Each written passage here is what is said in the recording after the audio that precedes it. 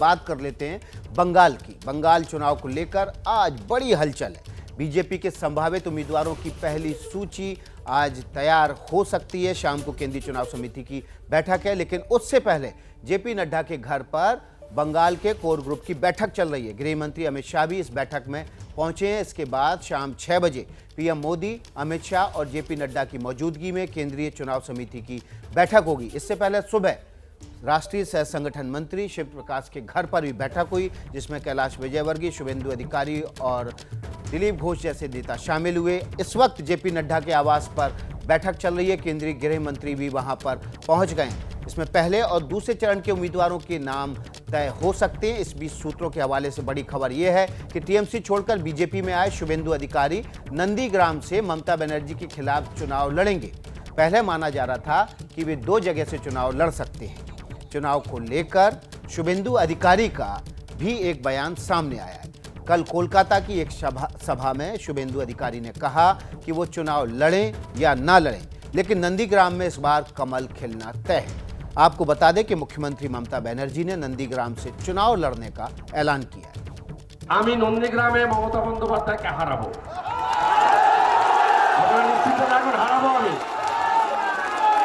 আমি আমাকে দল প্রার্থী করলেও হারাবো সরাসরি, অন্য কাউকে প্রার্থী করলেও আমি পদ্ম ফুল ফুটাবো, দায়িত্বটা আমার। और इस वक्त बीजेपी की कोर कमेटी की बैठक से एक बड़ी खबर आ रही है। सूत्रों के मुताबिक आज शाम पार्टी की केंद्रीय चुनाव समिति की बैठक में बंगाल के करीब 60 सीटों पर उम्मीदवार तय कर लिए जाएंगे, लेकिन उम्मीदवारों की घोषणा पीएम मोदी की 7 मार्च की ब्रिगेड ग्राउंड की रैली के बाद ही की जाएगी। इस वक्त की बड़ी खबर है, केंद्रीय चुनाव समिति की बैठक आज शाम को होगी, जिसमें प्रधानमंत्री नरेंद्र मोदी, गृह मंत्री अमित शाह, बीजेपी अध्यक्ष जेपी नड्डा के अलावा बंगाल बीजेपी अध्यक्ष महासचिव कैलाश विजयवर्गीय शामिल होंगे। हमारे साथ कुंतल चक्रवर्ती कोलकाता से, मनोज्ञा लोहीवाल कोलकाता से और सीधे जेपी नड्डा के आवास से नीरज कुमार जुड़ गए हैं। नीरज का रुख कर लेते हैं। नीरज, इस वक्त बैठक शुरू हो चुकी है, तकरीबन कितने घंटे चलेगी? बिल्कुल विकास, बैठक शुरू हो गई है। गृह मंत्री अमित शाह भी इस बैठक में पहुंच चुके हैं। जो बंगाल भाजपा के कोर कमेटी के जो मेंबर्स हैं वो पहुंच चुके हैं। माना जा रहा है ये बैठक करीब 4 बजे तक चलने वाली है। 4 बजे के बाद ये बैठक समाप्त होगी और लंच भी शायद सभी नेताओं का और जेपी नड्डा के आवास पर ही होगा और 4 बजे के बाद ये लोग यहाँ से निकलेंगे और माना जा रहा है 6 बजे ये सारे नेता भारतीय जनता पार्टी कार्यालय पहुंचेंगे, जहां पर केंद्रीय चुनाव समिति की बैठक होगी। लेकिन इस बैठक का जो सबसे अहम एजेंडा है कि पहले और दूसरे चरण की लगभग सभी सीटों पर आज ये चर्चा समाप्त हो जाएगी, समाप्त कर ली जाएगी और आज की जो केंद्रीय चुनाव समिति की बैठक है वहाँ भी पहले और दूसरे चरण की जो सीटें हैं उनको रख दिया जाएगा। अब केंद्रीय चुनाव समिति तय करेगी कि कितनी सीटें जारी करनी है, कितनी नहीं जारी करनी है, लेकिन हमारी जो जानकारी है उसके अनुसार पहले और दूसरे चरण की सभी सीटों पर आज यहाँ पर इस घर पर मंथन हो जाएगा और मंथन के बाद उसे केंद्रीय चुनाव समिति की बैठक में रखा जाएगा। एक जो सबसे अहम बात जो आपने शुभेंदु अधिकारी को लेकर की, तो ये बिल्कुल सही है कि शुभेंदु अधिकारी को विकास स्पेशली इस बैठक में बुलाया गया क्योंकि उनके पास ऐसा कोई दायित्व नहीं है जिसकी वजह से वो केंद्रीय चुनाव की समिति की बैठक या केंद्रीय चुनाव को लेकर जो कोर कमेटी की बैठक उसमें शामिल किया। लेकिन चूंकि शुभेंदु अधिकारी के पास डेमोग्राफी का बहुत अच्छी जानकारी है, दूसरा नंदीग्राम एक बहुत ही सेंसिटिव सीट है जहां से खबर पे आप बने रहिए, जो भी अपडेट होगा आपके पास आते रहेंगे। मनोज्ञा का रुख कर लेते हैं। मनोज्ञा, बड़े चेहरों का लगभग तय हो चुका है बीजेपी खाते से कि कौन कहां से लड़ेगा, कौन नहीं लड़ेगा।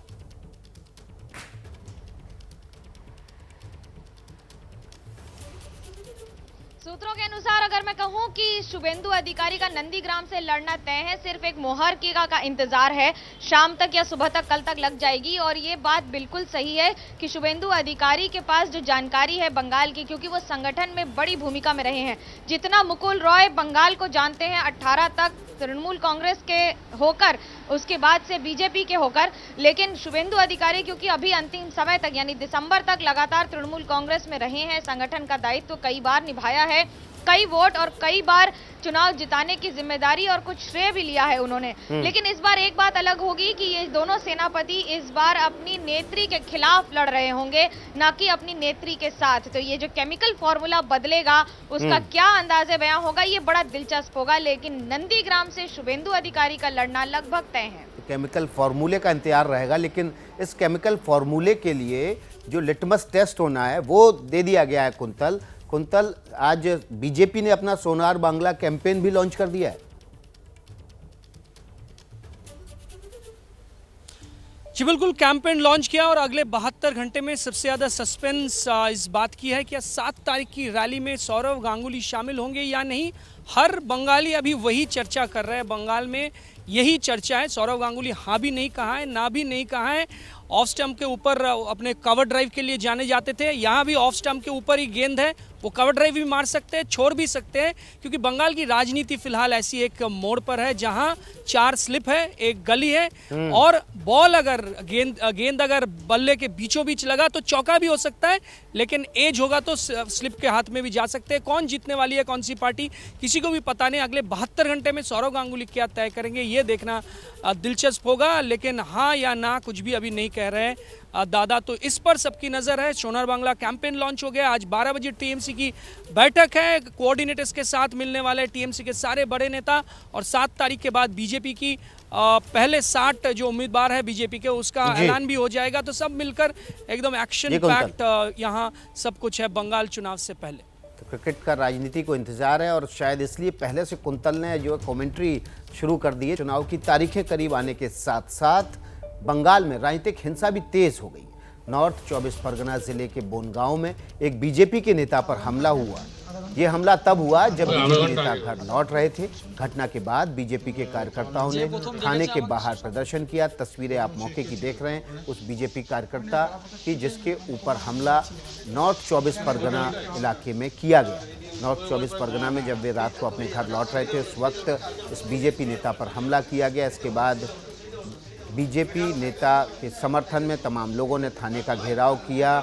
मनोज्ञा का रुख करते मनोज्ञा, तारीखें तय हो चुकी हैं, घोषित हो चुकी हैं, दोनों पार्टियां अपने उम्मीदवार तय कर रही हैं, लेकिन राजनीतिक हिंसा थमने का नाम नहीं ले रही।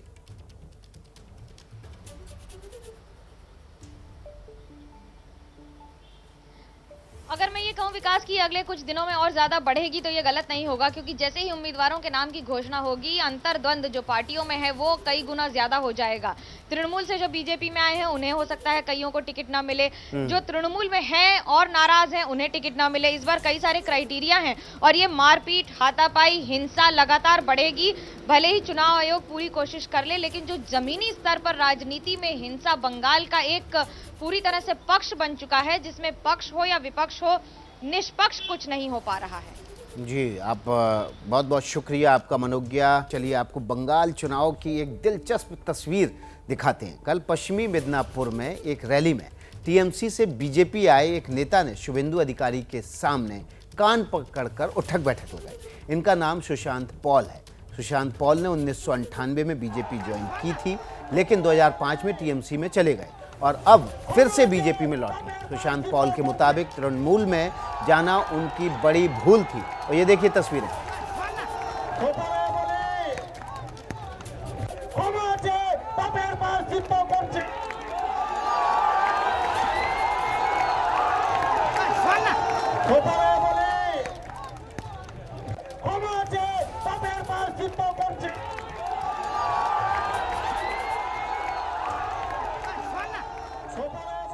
सुशांत पॉल ने 1998 में बीजेपी ज्वाइन की थी, 2005 में टीएमसी चले गए, अब वापस बीजेपी में आए तो अपनी भूल सुधारने के लिए कान पकड़कर उठक बैठक लगा रहे हैं। तो ये बंगाल चुनाव की बेहद ही दिलचस्प तस्वीर।